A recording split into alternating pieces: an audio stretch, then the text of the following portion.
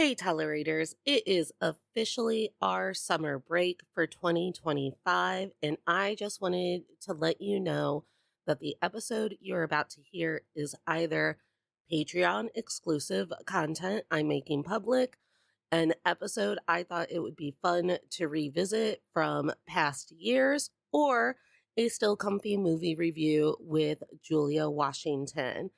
I hope you have a great summer with lots of great memories. I hope you keep smiling instead of tolerating. And I will see you in the fall with all new episodes of To All the Men I've Tolerated Before.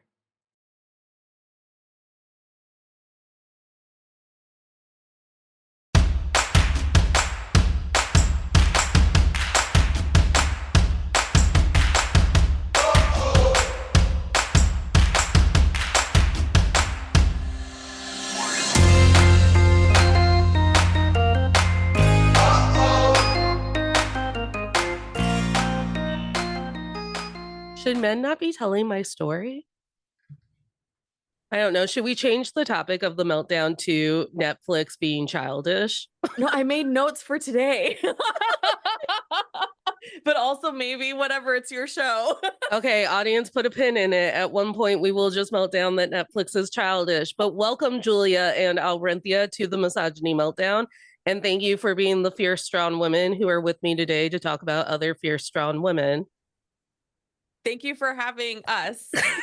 Yeah. Nobody could see me, but I was doing the yeah. I will remind you that people can see you. The Misogyny Meltdown is a video for us. Oh, I should have put on my glasses and makeup. I forgot about that. Hey, everybody, this is me. You're seeing me. Out. I have been posting clips, video clips, mind you, on the internet. That's right. And I've been liking them. Okay. Well, so happy International Women's Month, the time of the year where you really know how people care about you and your work. Yeah. Performatively, the time when you know when the performative actions come out. The performative actions. And I was trying to think about it because I don't think the Amy Winehouse movie comes out this month. I think it comes out later this year. I think it's a summer. It's a summer film. So I was like, what was our performative movie for March? And we didn't have one. We had Lisa Frankenstein and Drive-By Dolls and Love Lies Bleeding, which are all, I categorize them all as queer movies. You know what's really offensive though is that Marky Mark has a movie coming out about a dog that he finds while he's running a race, and I'm just like, how dare you, Marky Mark? Like, you're trying to convert all of us. Stop it. And it's like what's the other movie about the dog that just came out like last year? And it was the dude from Magic Mike. Yeah. Channing Tatum, and he's in the army, and the dog helps him be a soldier.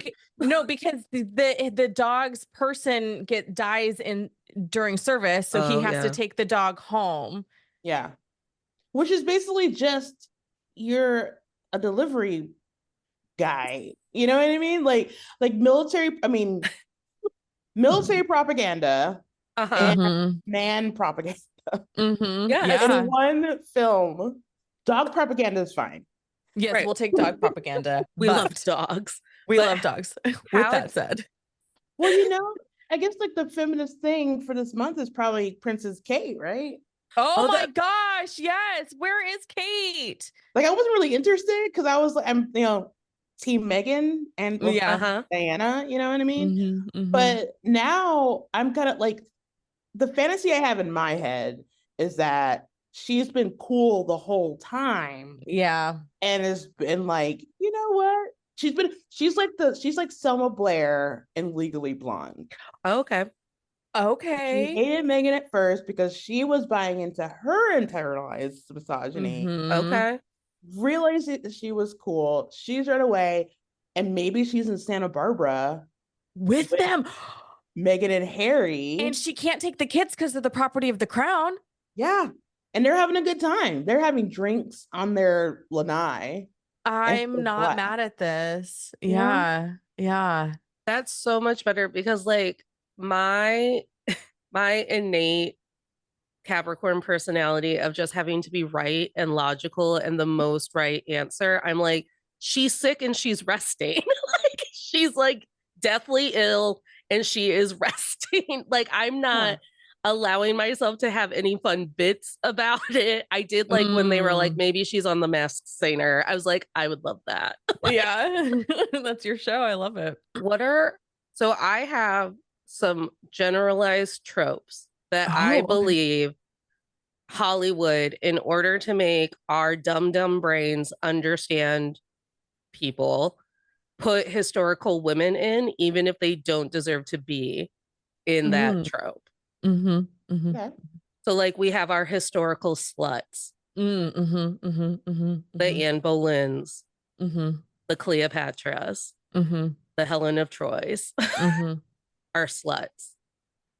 We have our martyrs, the people who like give up their family. I was trying to think about this today because I was thinking about the RBG movie that I did see, and I looked at the movie poster today, and can I remember the name of the movie? No. On the Basis of Sex. Yes. Oh, that's right. Because I was like, Masters of Sex? That's another show. That's a different show. Different show. Completely different show, Althea.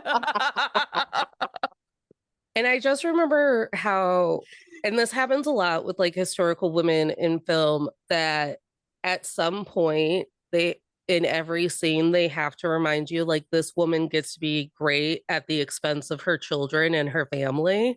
Erin Brockovich. I was like, men are never great at the expense of me, whether or not I'm traumatized or not. Like, men Oppenheimer just gets to make the bomb.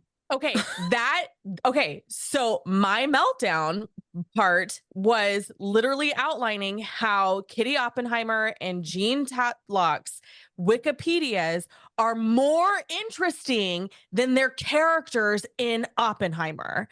As you know, I did not watch the 13-hour movie about the bomb. Which is fine because you know my opinion, which was I really wish I had that time back because I'm so mad about the portrayal of these two women and the lack of dimension that they had. Kitty's like a drunk who didn't want her kids the whole time.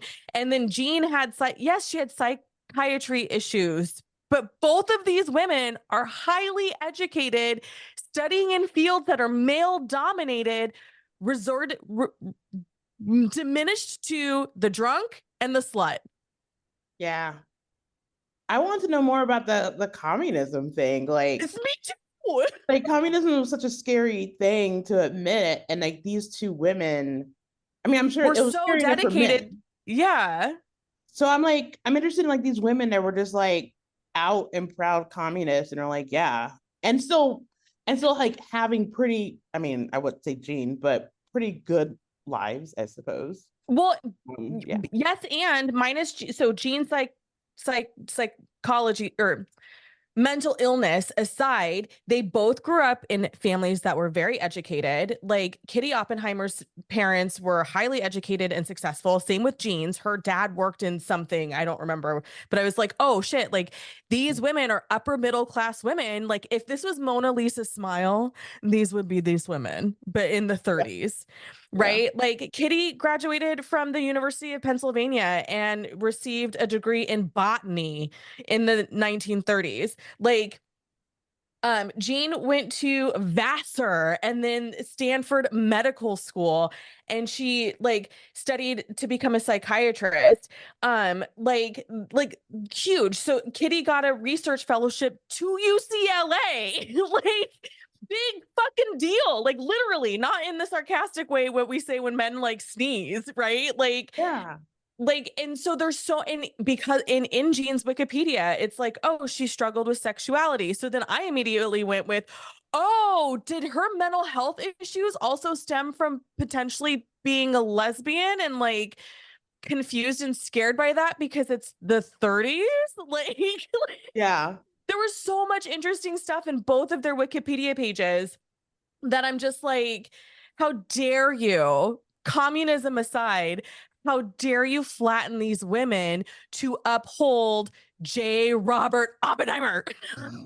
Some white man with a bomb in a dream.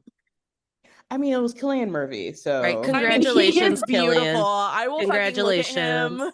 Oh, I Peaky will say I Blinders, love. give me like I need the movie now.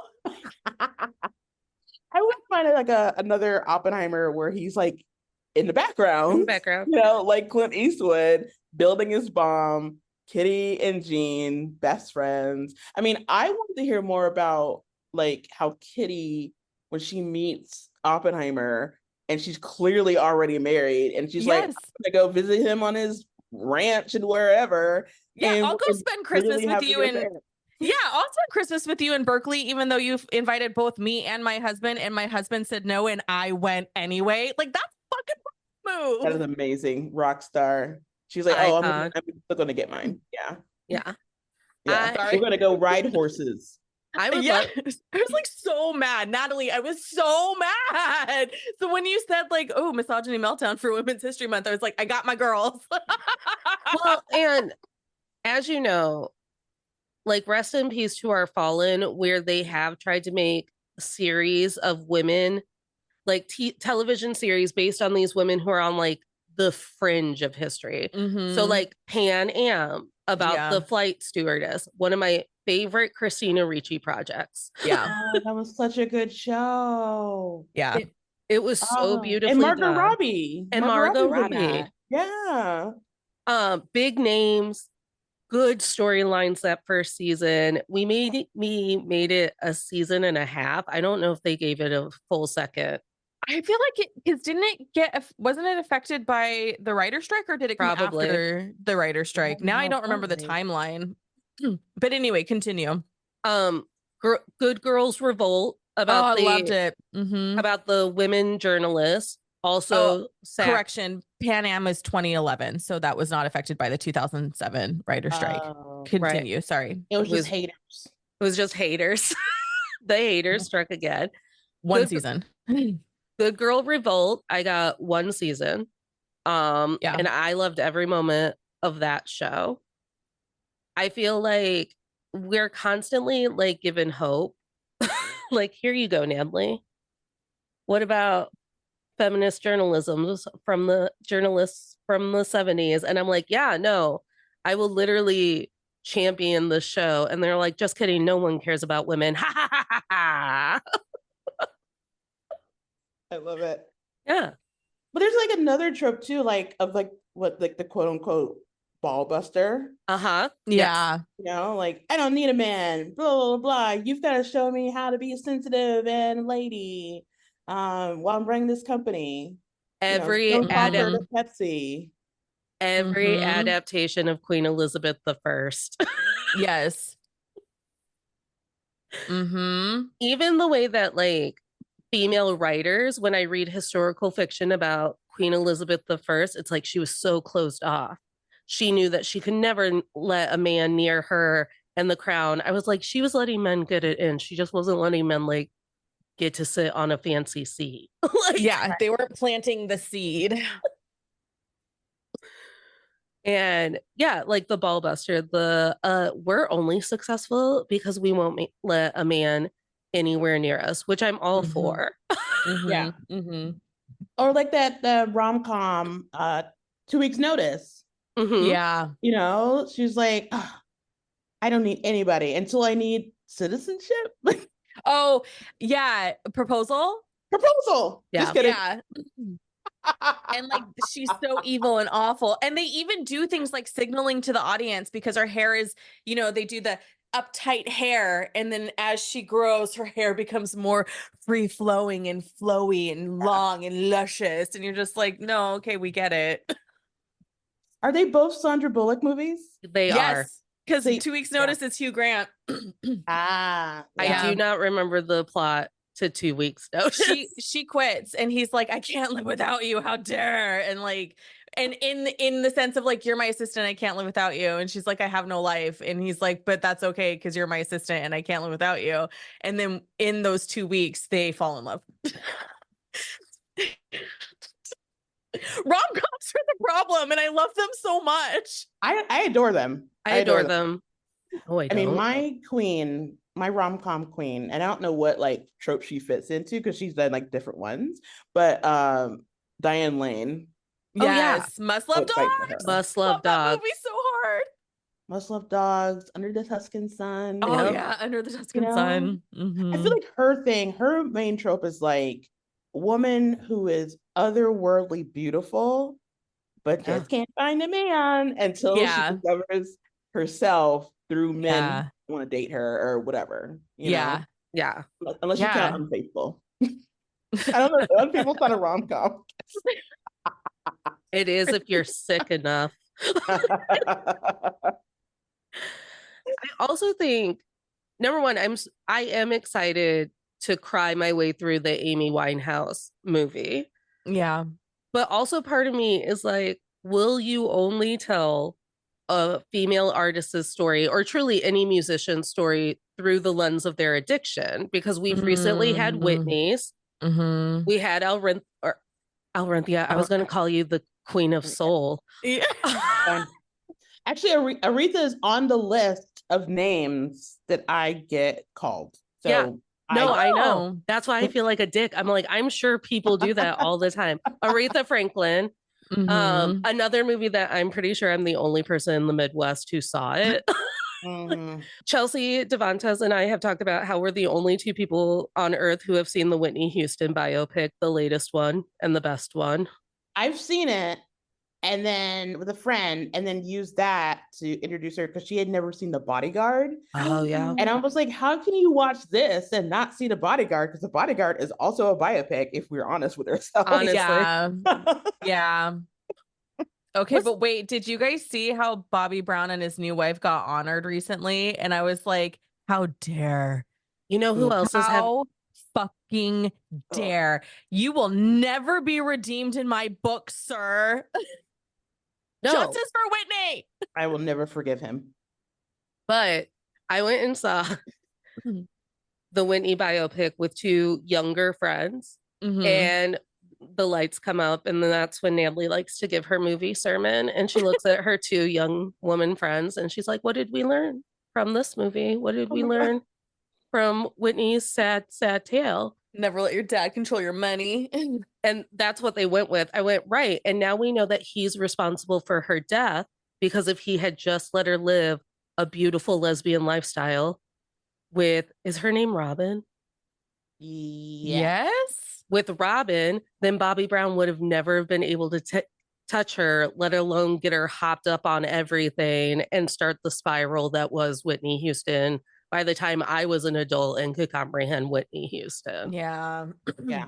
Homophobia kills, is what I'm saying. It's true. It's true. As like a man, once again, killed a woman through homophobia. Mhm, mhm. That was my takeaway. And every time I see the Not Amy about rom-coms. every time I see the Amy that was last month, Julia, for February. I gave you Valentine's Day. Every time I see the preview for the Amy Winehouse movie, and I see it almost once a week because I'm always at cheap movie night, all I can think Mhm. about is, why is this reading like a gothic romance? Because it is about like the Back to Black album, which is about her horrific breakup or whatever. But I was like, I don't want to know anything about him, it turns out. Yeah. And I guess is that a different guy than the Blake guy that got her hooked on drugs? Or So I think an original guy, and again, I was very young when Amy Winehouse went through the biggest of her Amy Winehouse climax, and then eventually, passed. I think her husband divorces her, and then she's like, fuck it, I'm going to live the life of a rock star. And then some new guy probably does get her hooked on something in her management. I think it was like her last, whoever the guy she was with last. I don't know if they actually got married or not. Reg his name was Blake, Travis. and she got a tattoo on her chest of like a pocket, and it had like his name on it. Oh, cute. Mhm. It is weird to like have seen that in real time, happening. Yeah. Mhm. to her, and like seeing her descent into, till the end. Mhm. I remember exactly where I was too, because Amy Winehouse is a year older than me. Plus, she's a part of the 27 Club, which is tragic in itself. And I'm laying in my best friend's bed. She's visiting. We're at her mom's house. And I get a text from my DJ friend who's done all kinds of stuff with his life. And he's like, Amy Winehouse died. And I was like, what? And he's like, she's 27. And I was like, and I think actually because of where her birthday falls in the year, I was also 27. Like it was after my birthday, but before her 28th birthday. So we were both 27. And like, it just was this moment of like, I don't even know how to feel right now because her albums were something that were on repeat for me. Like, and I've mentioned before, music isn't at the top of my pop culture game. Like, I'm a book, movie, TV girl.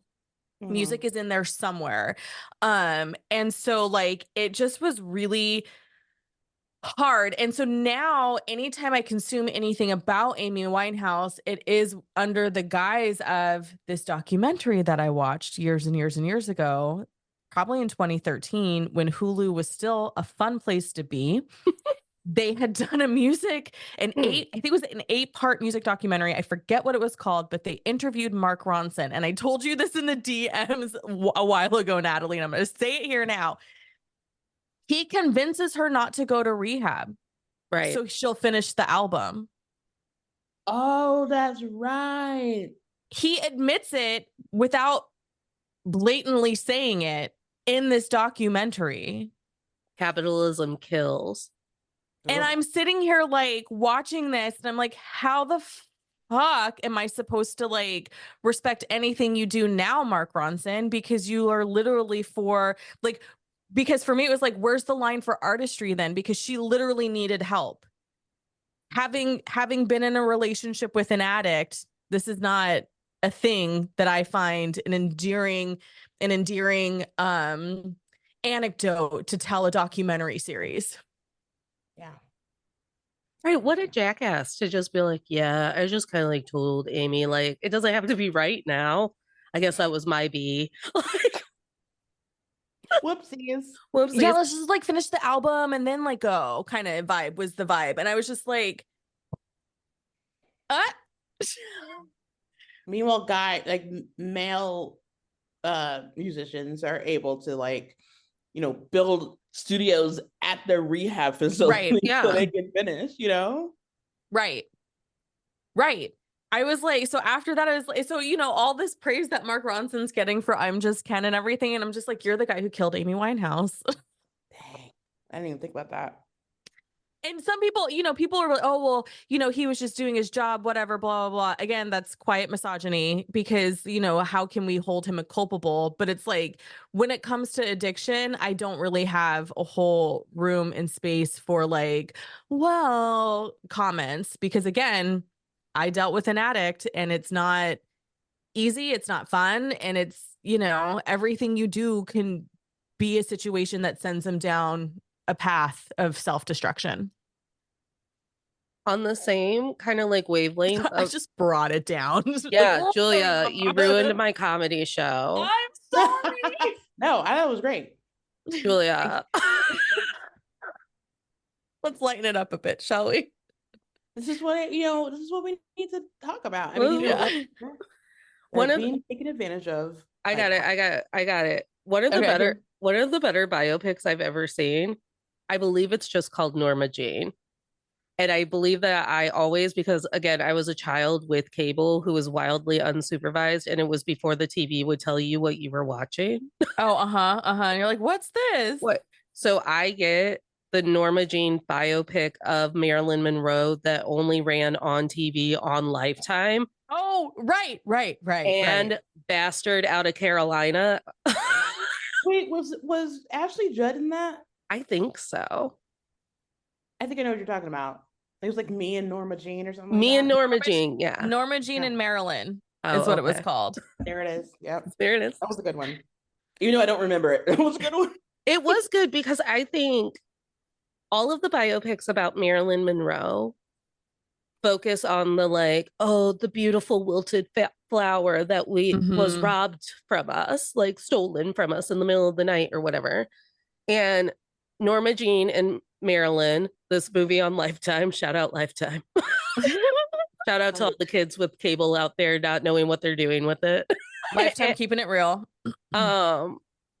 It was the only one that I think gave me context to the Norma Jean of it all and Marilyn's actual childhood. Yeah, because it wasn't great. And how one becomes so trusting of the rich men around them. Yeah. And I think that's important because I think, you know, Marilyn is a mythos.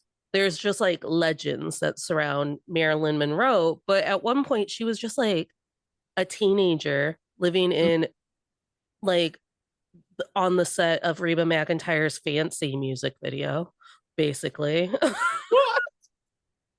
Well, and too, like when she's coming of age in a way, it's also World War II. Oh, so it's like also World War II.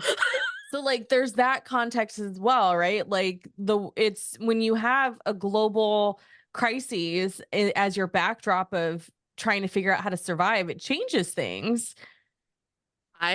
So when I went and saw, here's a Broadway detour. When I went and saw Come From Away for the first time, I started to have like sense memories of like 9/11.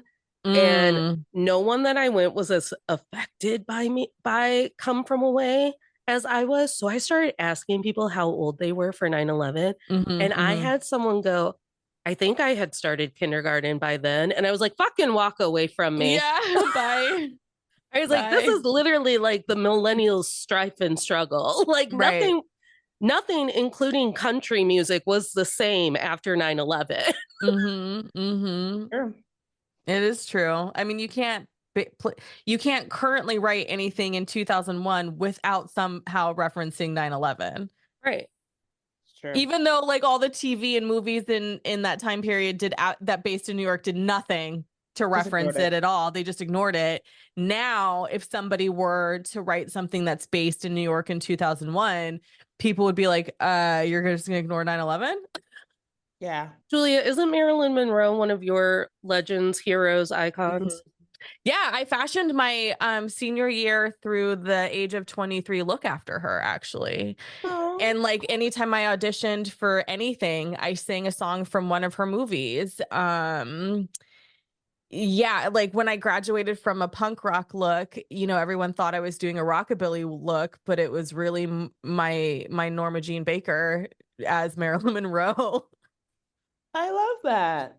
How do you feel when you watch, because you watched the latest one, right? With Blonde. Anna. Yeah. Yeah, but that's also a piece of fiction that they did not do a very good job of helping people understand. It was based on a fiction novel, not a biopic. Yeah. So how do you, when you think about the way that, you know, your icon, Marilyn Monroe, is fashioned for film and media and the way that we talked about her and the way that we put quotes that she did not say on posters so college kids can have her in their dorm room.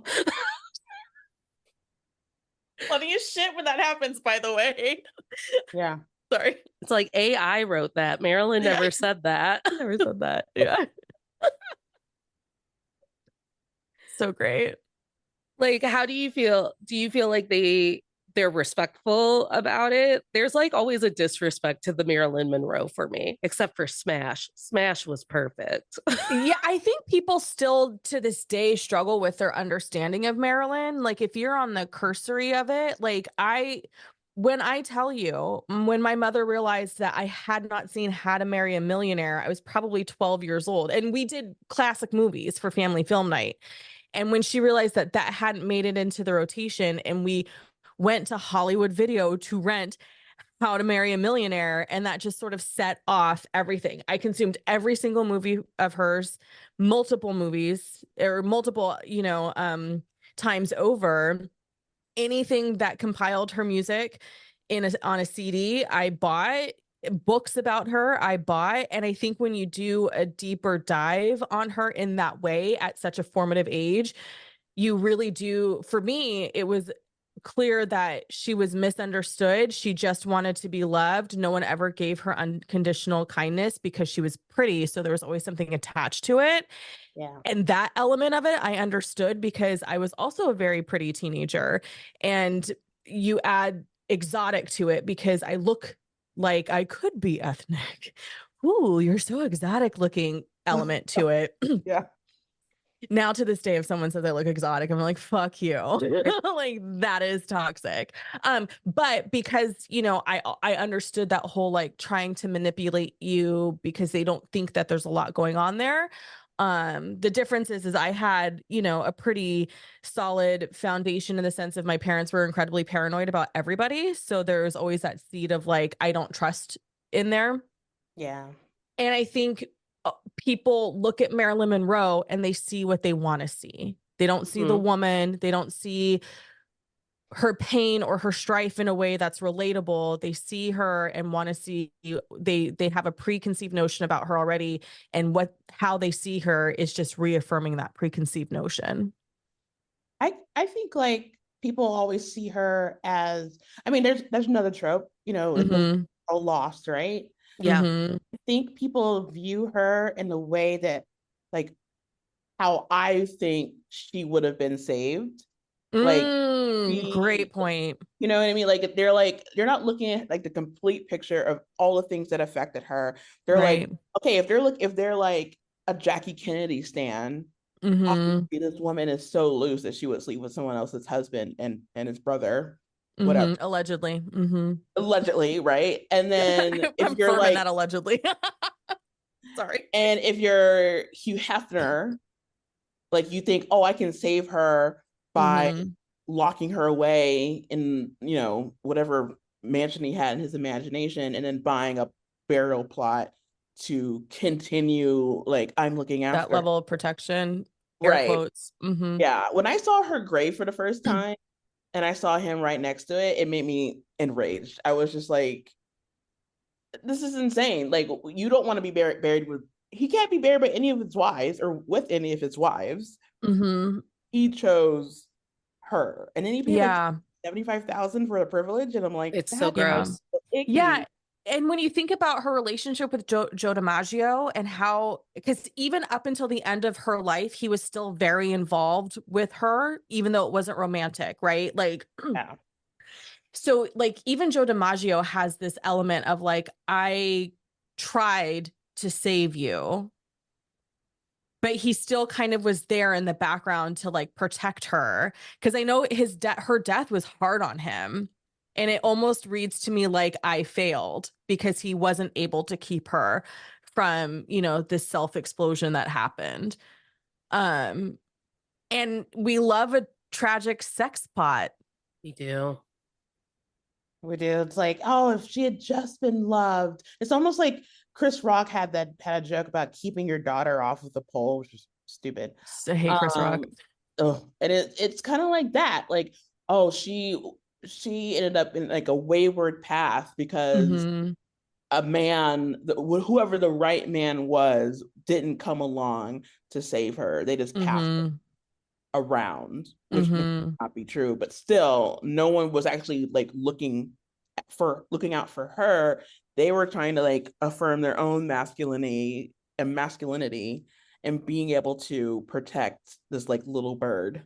Yeah, because they only saw the gorgeous bleached blonde sex pot.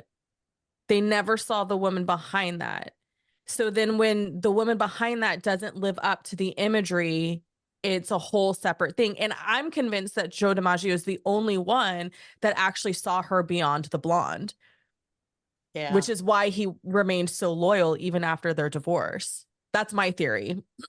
Well, and it's Arthur Miller, was he abusive to her? Listen, Arthur, their relationship is interesting. Yeah. And by interesting, I mean, girl, why? Why did you do that to yourself? Well, maybe because she's like, oh, this is a smart guy. And it's a different type, right? Because he's an author and he's an intellectual. And like, yeah. He's not like the flashy, like Frank Sinatra. He's not like the big celebrity like Joe DiMaggio. He's this nerdy dude who writes plays and New York. That's really like the three things I know about him. And maybe if I marry, it seemed like maybe if I marry him, I'm finally settling down and having like a mature relationship. And it also ends up being terrible. Well, yeah, and they were married a while too. Like 6 years is I feel like pretty long time. I feel like we're constantly given the advice as women who remain unmarried and single to be like, well, go against your type. And it's like, sure, I'll go against my type and my gut. And then I'll be in the most volatile, violent relationship of my life. And I'll be like, but he read. I don't understand. Like, he went to college and he owns like stocks and bonds. Yeah. You know? And I feel like, especially like, I mean, I am probably one of the furthest things away from the sex pot that was Marilyn Monroe. But I feel like when you're a beautiful woman who's just been like dumbed down by the world and you'll go, I know, I'll finally marry an intellectual, then they bring all of their intellectual nerd bullshit and incel behavior into your marriage. And you're like, why aren't you just happy I'm pretty? I don't understand. Yeah, and if I remember correctly, like his career wasn't doing super great, but her career was. Oh, there it goes. There it is. Remember correctly, like I was there. No, I'm trying to remember based on intel I obtained 25 years ago. When Marilyn wrote me, and she's like, I just don't know what it is. Yeah, those postcards came. But I think too, like Natalie, to your point with the whole, like, just, you know, I mean, for lack of a better word, settle for something that you wouldn't normally go for. One of the things I love enemies to lovers trope. That is one that I love. But more recently, it's actually starting to make me very uncomfortable because the way it's being written, where the male in this scenario is pushing in such a way where you're just like, why are you pushing her like that? Yeah. Like, why are you emotionally attacking her in that way? This is who she is. You can kind of hate each other because, I mean, we all love Pride and Prejudice. Well, I don't know if everybody does, but like you can have that initial conflict and it not feel like you're attacking me and my character. That truly feels like hatred and not just putting on airs because you're hiding affection. Right. Does that make sense? Like, I feel like the hating part is so much more aggressive now.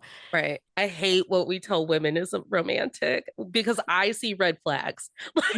Like red flags. Mean, I do think that historical fiction and historical fiction movies set us all up for believing that like when men have bad behaviors, that is something that we endure and we are like powerful despite of.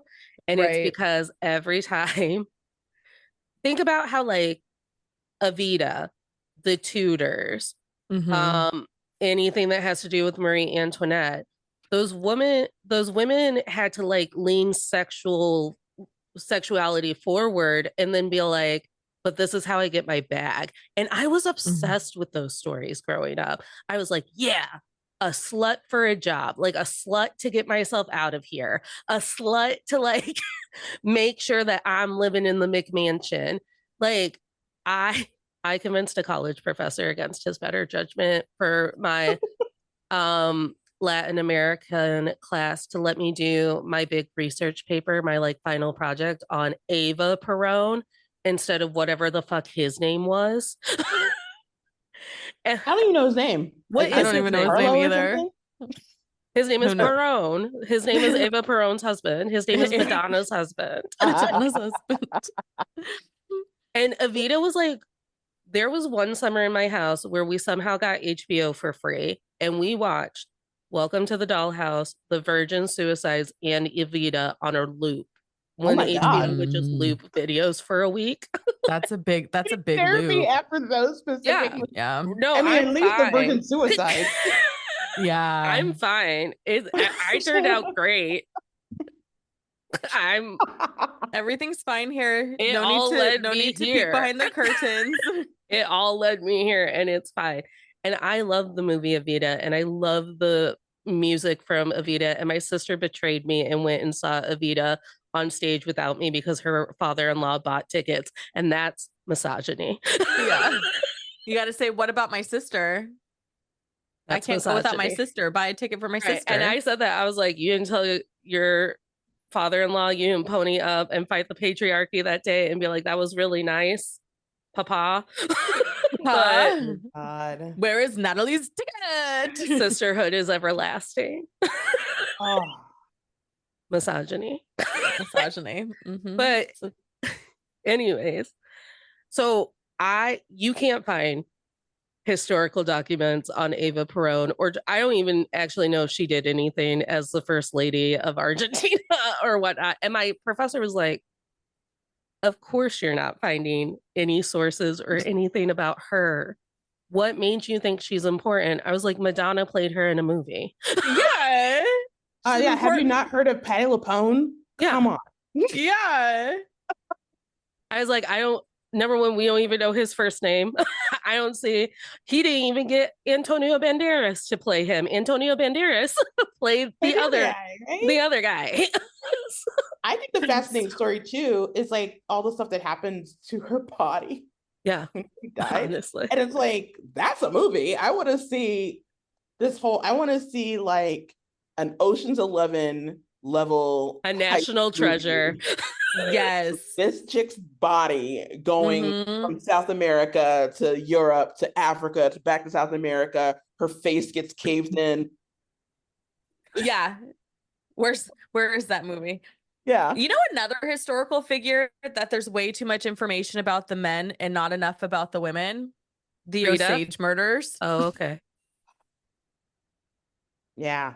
Okay. And I bring that up again because Killers of the Flower Moon, another Oscar-nominated movie that was contender against Oppenheimer. And since we brought up Oppenheimer and their lack of well-developed female characters, I find that I was left after 3.5 hours of this Martin Scorsese movie going, no, but I need to know more about Molly.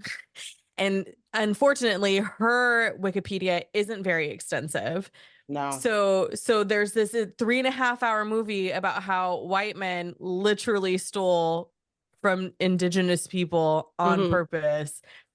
And then when you go to their Wikipedia, you find out they were acquitted in the 60s. And you're just like, I feel sick. This makes me so upset. And not just because it's disgusting that this is the kind of history we have, but also because we have a 3.5 hour movie and the women are not the center of the film, even though it's happening to the women. Yeah. Right. As you know, I boycotted the Moonflower movie with Leonardo DiCaprio. Yeah. I boycotted it. I boycott two of those words out of the thing, right? She totally did. She's like Moonflower. Got it. Like, it's a very long name for a movie that I will not watch.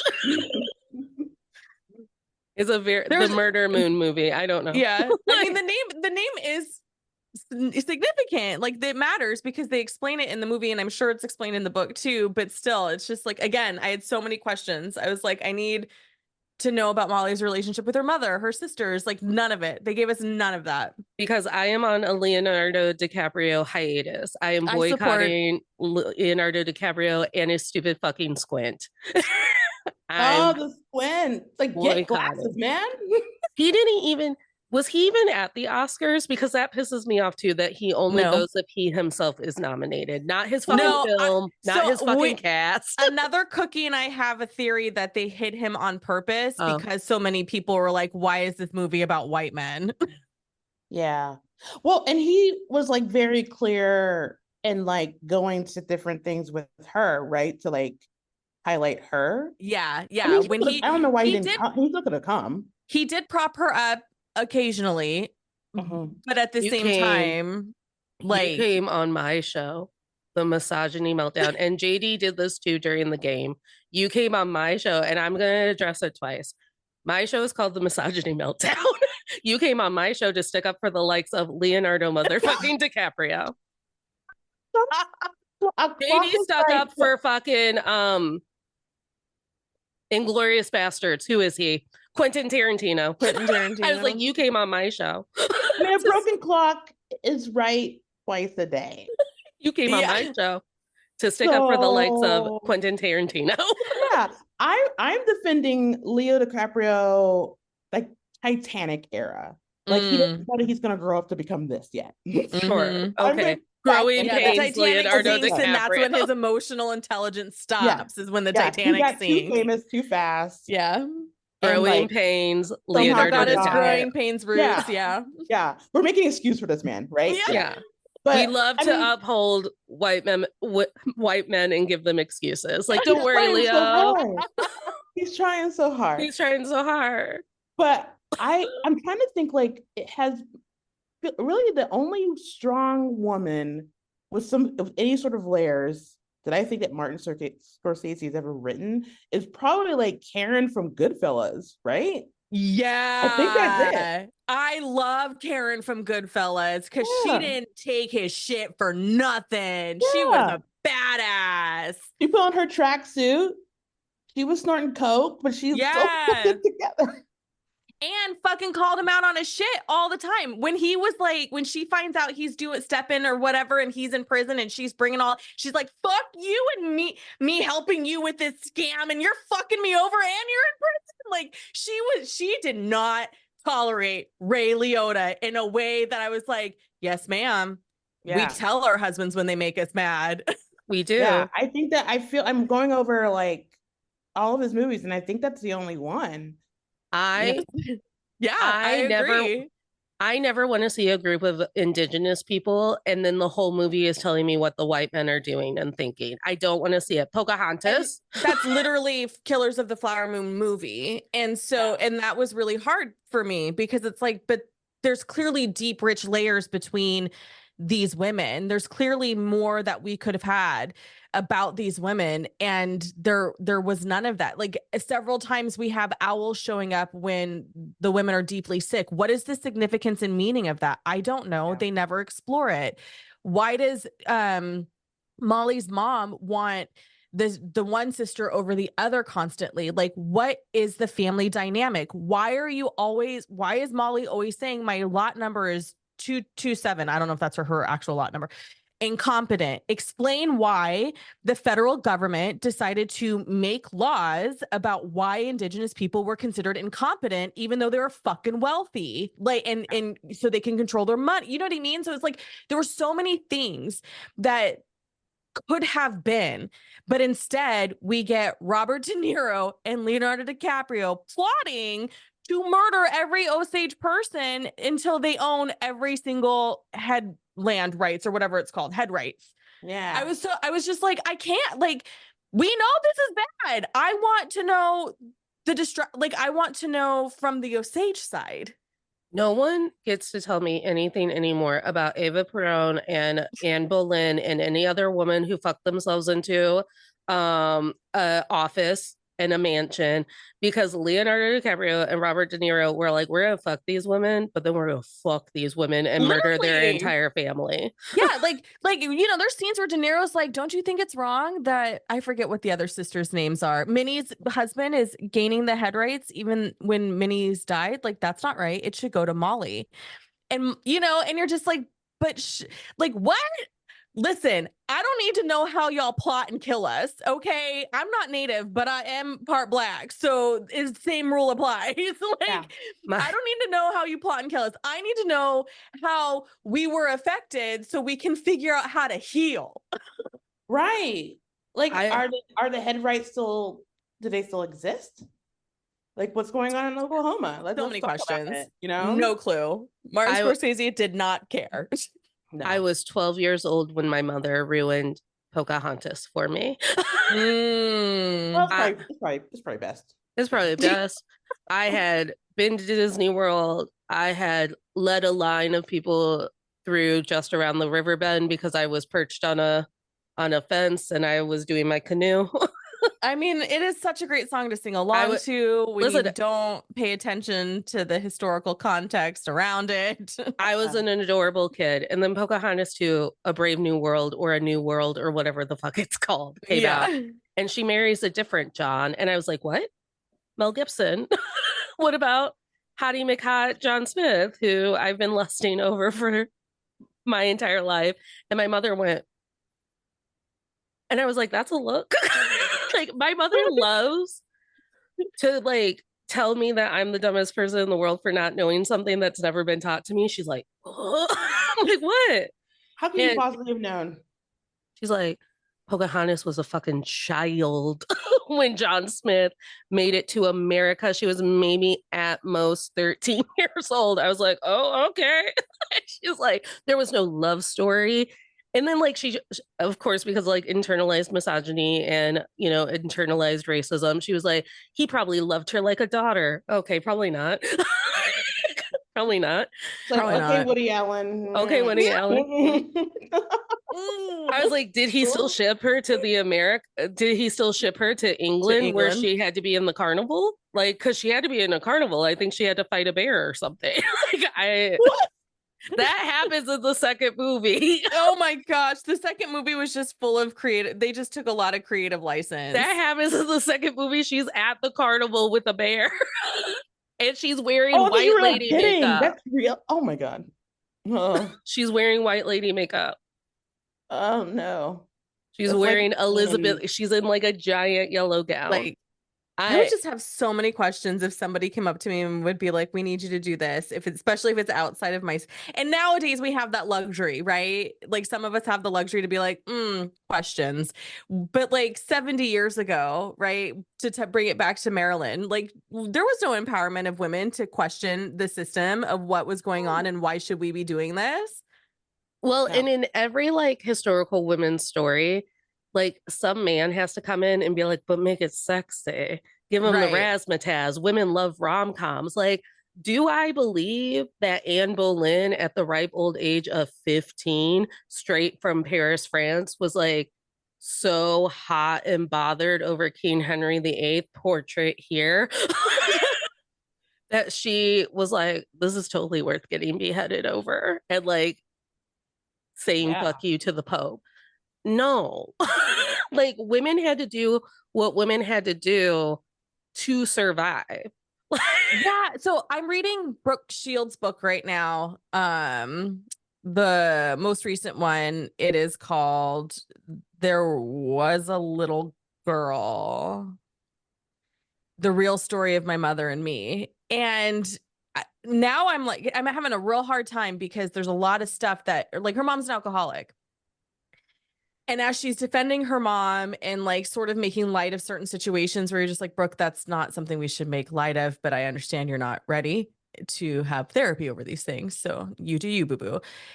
I find myself wanting to know her mother's origin story because Oh. Brooke is so upset about the villainization of her mother still to this day. This book is a response to the vilifying of her mother. Mhm. But now I'm like, well, it's the 60s. I need an origin story of her mother because what is it about her mom's life that she went down this path of pushing her daughter in the way that she did? Did she have employable skills? She got pregnant and the father, they weren't together. And then the granddad was like, you should probably handle that. And then she didn't. Right. So like there's all these things that Brooke knows that she shares with us that leads me to go, I need the mom's origin story because I understand why we look at their relationship and go, this is a monster. How dare you do that to your daughter? But I also need to know why she went down that path and made the decisions because it's not just alcoholism. There's got to be something else, right? Like, what is it about her childhood? What did she go through? Why did she feel like the only way to survival was putting her child on set? Yeah. Yeah. And money. It's not like she took her to Studio 54, like Drew Barrymore's mom. Right. Right. And I think a lot of that gets lost in context or it gets Mhm. lost. But then also on the other side of that coin, to your point, Natalie, earlier is if it were a man, we would know. We would Yeah. have the origin story. We would have the backstory. We would offer the empathy and the sympathy for why they behaved that way. I know Yeah. so much about Tony Stark's toxic dad. Like I know so Yeah. much about Iron Man's toxic dad. Yeah. And we love a redemption. I got into a debate yesterday with somebody about that because I was like, oh, it's great for RDJ to have this come back and to win an Oscar and like have the career that he's having. But lest we forget, he did not do well for a very long period of time. Yeah. But he's allowed to be redeemed versus, I don't know, Courtney Love is still trying. Courtney Love, Lindsay Lohan. Lilo looks great. She had like the issues with substances and things. Mm-hmm. And I feel like, she should have, like, even though I do plan on watching Irish Wish because it looks amazing. 100%. Can't wait for it. Is it Yeah. today? Do we watch it today? It was today, but I feel like if the balances were equal, she would have been given a Tony Stark level role Yes. to come back. Mhm. Yes. I mean, like RDJ was like a lot older Mhm. when he started his like comeback, but it doesn't matter. I would like to talk about The Crown because when I was watching my nephew, Oh, season 6. no, I haven't even watched fucking season 6 yet because I still have such a moral quandary with you making me watch season 5 and how icky it made me feel the entire time. Yeah, Mhm, I skipped. If it makes you feel better, I skipped a few episodes of season 6 because I just didn't care about the William Kate line. I was like, we already seen that. I already watched that on Lifetime. Yeah, we lived 5 through a.m. that. to watch that wedding. I Yeah. get it. I want to hear more about Diana. I started watching it because I knew the whole Diana thing was coming 6 years ago. And so, yeah. So my sister had, she's never watched The Crown. She is famously a better person than me, and if you ask her. And I was gonna say, Natalie, there's got to be a caveat. if you ask her. And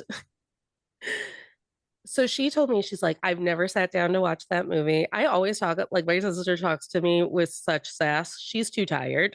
She's got an infant. But she's like, I've never even sat down to watch one episode of The Crown because I think it's weird to make historical fiction television about people who are still alive to witness their lives be fictionalized. And I think that was my biggest problem with season 5 is you and I, the three of us lived through that. Yeah. And I was like, I don't want Charles to be sold to me as a sexy romantic who just loved Camilla so much. I don't want it. They did work really hard to make Charles redeeming in The Crown, because when you go back and watch the documentaries, you're definitely like, oh, you're a dirty, dirty bastard. Yeah. And you're like ugly. The two don't make sense to me because they do such a great job at making him so redeeming.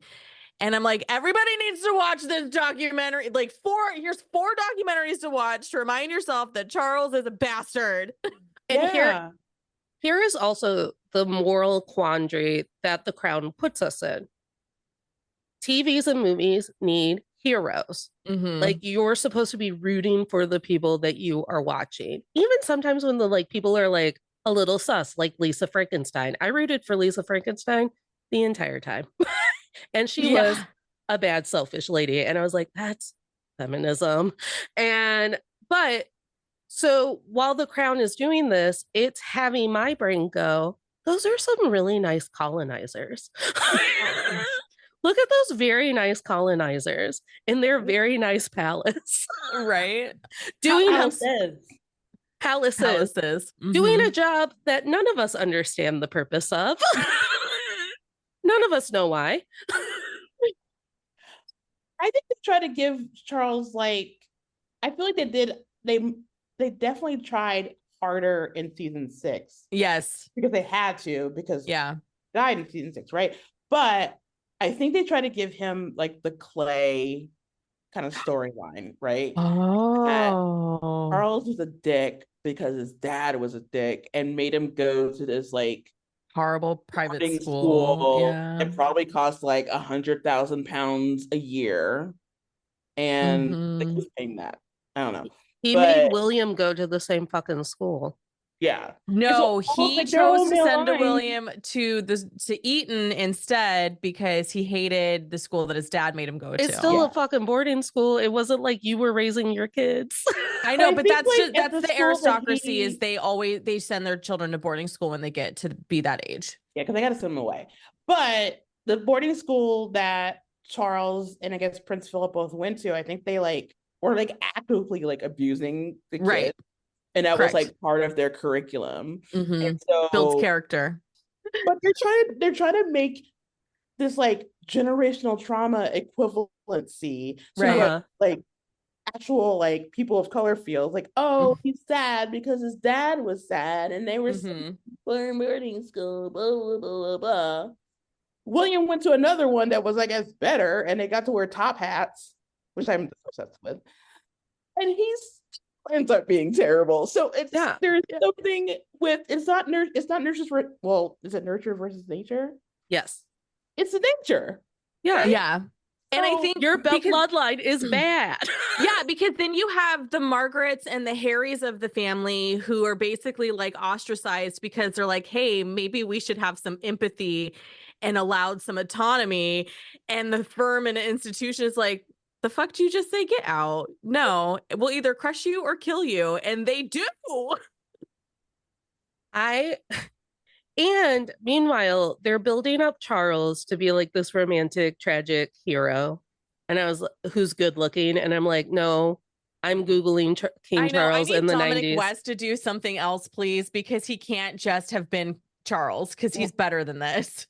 When Julia made me review season 5 of The Crown, I believe my first line when she goes, so how do you like it? I'm like, why are they trying to gaslight me into believing that King Charles was ever good looking a day in his life, even though I lived through this shit? And if he was good looking, it was because he had money. Right. And then like Camilla's no prize either. Like, no. I hate about another woman's appearance, but come on. You had Princess Diana right here. I know, she's so beautiful and elegant. So Charles gets this, like, what Love is Blind would call the good edit. He's pretty, he's hot, he's in love, he's misunderstood and tortured.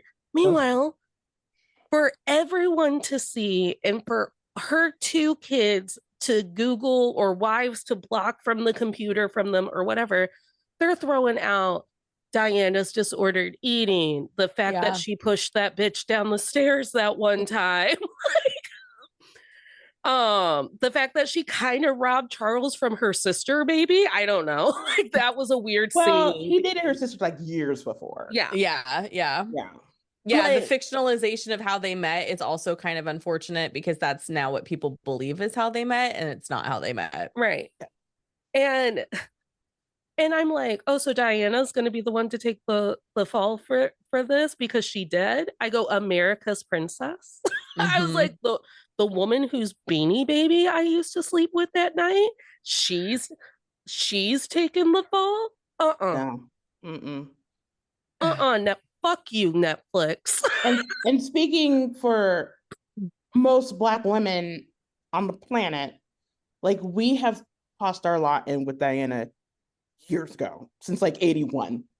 You know what I mean? So it's like, I mean, I have friends where their mothers, like, I have a friend who's Nigerian, and her mom, when she found out that Princess Diana had died, like, she fainted. That's how much people love this girl, right? Yeah. And I remember like the ceremony where Charles was getting crowned, and people were like, no. He brought I see he brought his little friend to the coronation, his little girlfriend to the coronation. We will never recognize Camilla. She is not our queen.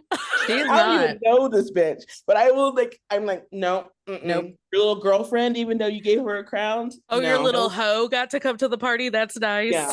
Yeah. She has a Barbie now. She has a Barbie. Oh. The only good thing I can say about her is that she somehow made bangs work her whole life. I don't know. I don't know. She's like, I found my look in 1972 and I'm sticking with it. Why am I going to change it up? Yeah. Listen, where are the witchcraft people, and why aren't they side-eyed Camilla? That bitch, she played a long game, and she did play the long game. She got him to admit that he visualized trying to be her tampon. That period sex is witchcraft. Like, it's like a blood oath or something. And then And then she may bangs her work her entire life. She might be one of mine. She might be a witch. she might But be not a all, you know, crystal carrying witch, and I think Yeah. England should know. you know, Maybe she's like the person who people think Anne Boleyn is. Maybe. You know? Orinthia. Maybe she's like the plotter, the scheming person that people thought Anne Boleyn was. Listen, Boleyn was just trying to listen. make herself work, you know? I believe this theory I because believe it. again, after every single Windsor documentary I have ever seen, which is all of them, Mhm. there's no other portrayal of her other than she knew what she was doing. Right. Right. And I think like with William, like I feel like I'll go back. I think like with someone like Charles, who's been raised his whole life, saying like the crown is always going to win, the Mhm. family's first. I feel like even with that, like he wouldn't have made Camilla such a huge part of his life.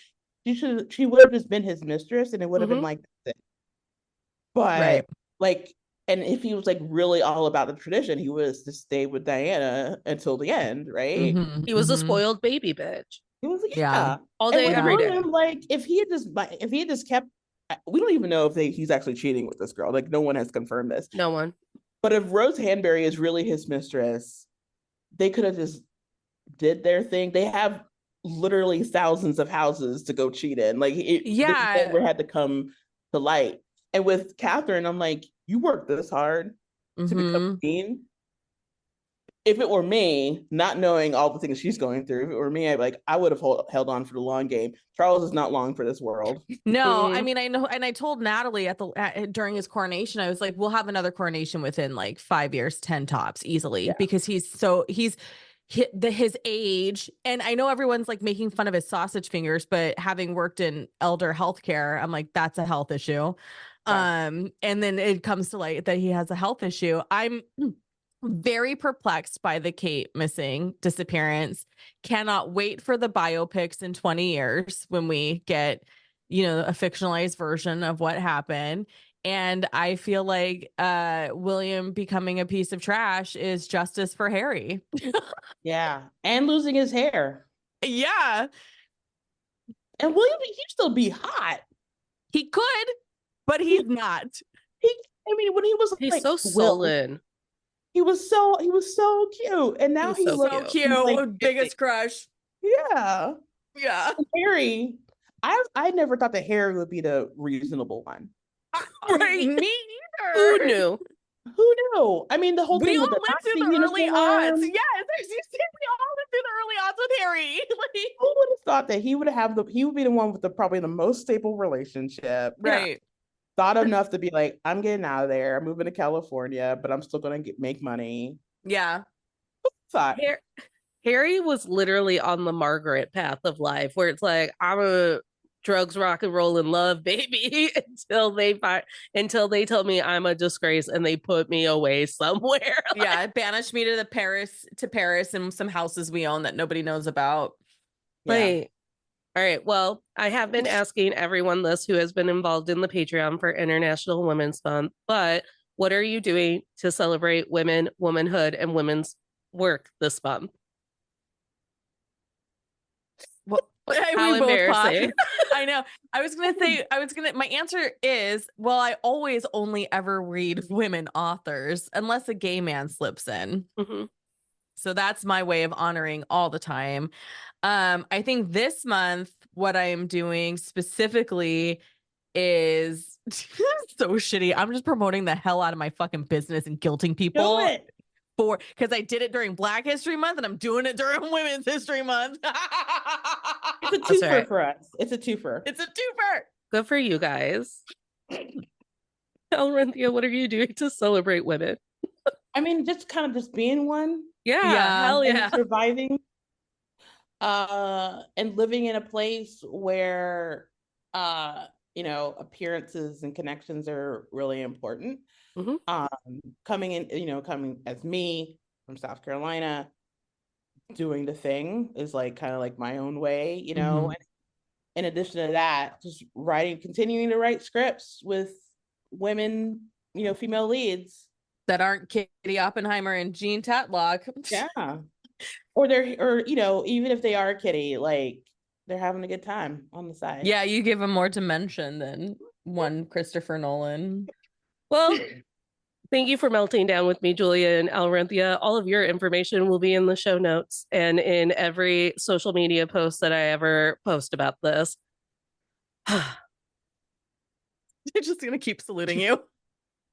Yeah. I don't have to justify how I'm celebrating Women's Month because I am Women's Month.